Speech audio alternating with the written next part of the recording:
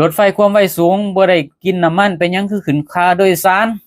มีการถกเถียงกันเนาะอยู่ในโลกออนไลน์เนาะแอดมินสิมาให้คำตอบเนี่ยว่าประเทศลาวเฮาเนี่ยมันบ่มีนักวิเคราะห์นักวิจารณ์อิหยังเนี่ยเฮ็ดให้คนลาวนี่ถกเถียงกันไปต่างๆนานาเนาะโดยที่บ่รู้ความจริงเนาะสาเหตุนี่ก็ย้อนเงินเฟ้อพี่น้องบ่ได้เกี่ยวกับว่ารถไฟกินน้ำมันหรือบ่กินน้ำมันหรือใช้ไฟฟ้าคือรถไฟเนี่ยลาวนี่เป็นหนี้ เล่าเป็นหนี้เนี่ยเขาเวลาเขาเก็บดอกเบี้ยเนาะหนี้สินอีหยังที่ติดหนี้จีนเนี่ยเขาเก็บเป็นเงินดอลลาร์พี่น้องเอายกตัวอย่างเนี่ยเมื่อ5 ปีที่แล้วนี่$1นี่เท่ากับ9,000กีบทุกมื้อนี่$1เท่ากับ21-22,000กีบแล้วเขาสิให้เก็บ9,000เท่าเก่าบ่มีทางพี่น้องเขาก็ต้องขึ้นเนาะเพราะว่ามันก็ต้องดีดโตตามอัตราเงินที่มันอ่อนค่าลงเนาะเขาก็ดีดขึ้นบัดนี้เฮาก็ต้องรัฐบาลก็ต้องมาขึ้นนำเฮา บ่ว่าสิค่ารถไฟเท่านั้นค่าทุกอย่างเลยค่าน้ำค่าไฟก็สิขึ้นอีกนี่คือการบริหารที่มันล้มเหลวบ่มีการหัดเข็มขัดบ่มีอิหยังเนาะไฟฟ้าก็ต้องขึ้นเพราะว่ามันก็ต้องเอาเงินดอลลาร์เนี่ยไปจ่ายหนี้เขาไปใช้หนี้เขาโดยอัตราเงินต่างประเทศถึงมันว่าสิใช้ตามอัตราเงินกีบก็ตามแต่เฮาก็ต้องดีโตขึ้นให้มันเทียบเท่ากับเงินอัตราต่างประเทศเงินดอลลาร์หรือเงินบาท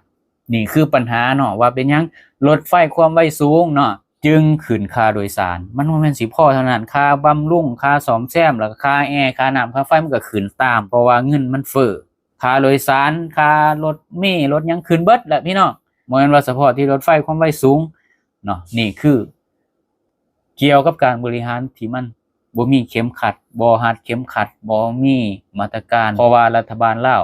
บ่มีความสามารถขนาดนั้นสาเหตุย้อนเงินเฟ้อย้อนการบริหารล้มเหลว บางคนก็บอกโอ้ยยังก็ทิ่มโทษใส่ว่ารัฐบาลบริหารล้มเหลวมันเป็นย้อนเศรษฐกิจโลกค่าน้ำมันเรื่องสงครามแม่นประเทศนั้นประเทศนี้เขาก็เป็นคือกันคือบ่คือลาวเนาะ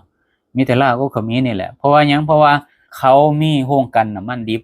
แล้วก็กันเองขายเองขายให้ลาวพร้อม เวียดนามก็มีพม่าก็มี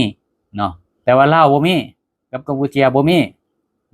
นี่แหละจึงเฮ็ดให้เวลาเกิดสงครามเกิดอิหยังที่มันเป็นสถานการณ์โลกจึงได้รับผลกระทบหลายที่สุดเพราะว่าลาวบ่มีมาตรการเนาะรัดเข็มขัดตัวเองบ่มีโรงกลั่นน้ำมัน